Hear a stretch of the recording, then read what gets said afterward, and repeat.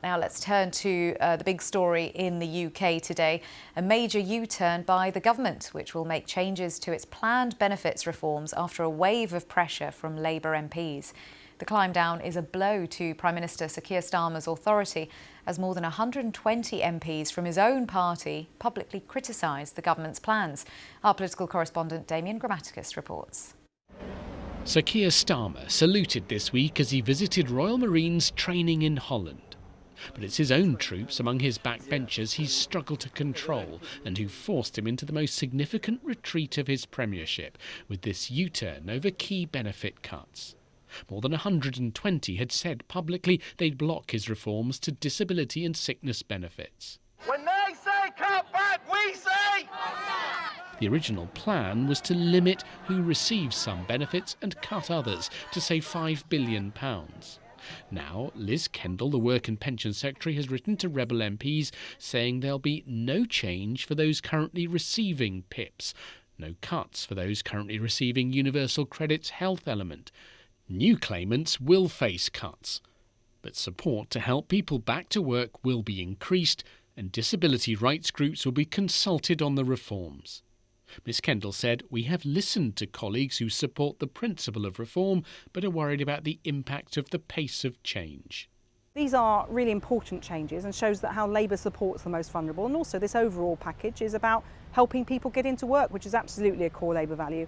I'm going to be backing it now because I think it is a good step forward, and making these major changes are very welcome, and I'm really delighted that the government's been listening. In Ellesmere Port on the Wirral Peninsula, the original plan had left many deeply worried. Camille, who has epilepsy, gets PIP payments. Her husband, employment support allowance. They're going on about getting rid of universal credit and cutting off PIP. We're going to struggle even more. And it's sad, because that is scary for me. And as well as other families around Ellesmere Port, we're all going to struggle. Jill is registered blind. She says people fear losing help, but change is needed. The welfare benefit system is very heavily used and spending huge amounts of money which this country really can't afford, and also there are a lot of people getting those benefits that perhaps shouldn't be, and it must be a terrible juggling act for people to try and stop all the cheats, make sure that people with genuine need are getting the benefits that they are entitled to. The Conservatives say the government's U-turn and failure to get welfare spending under control will come at a cost, likely higher taxes. The Liberal Democrats that a grubby deal will still hurt disabled people. But the government says its aim is to reduce the anxieties of those worried about the changes and put the benefit system on a sustainable footing. Damien Grammaticus, BBC News, Westminster. Well, Health and Social Care Minister Stephen Kinnock said the process to a government climb down was a positive one.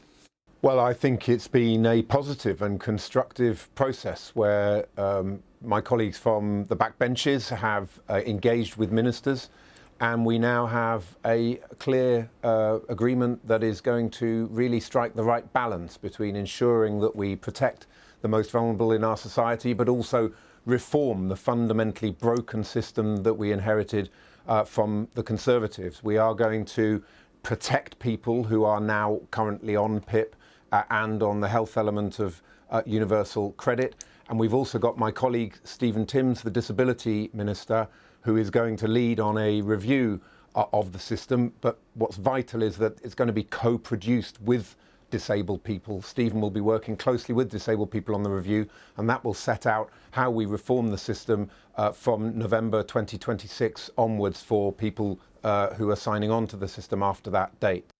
Health and Social Care Minister Stephen Kinnock.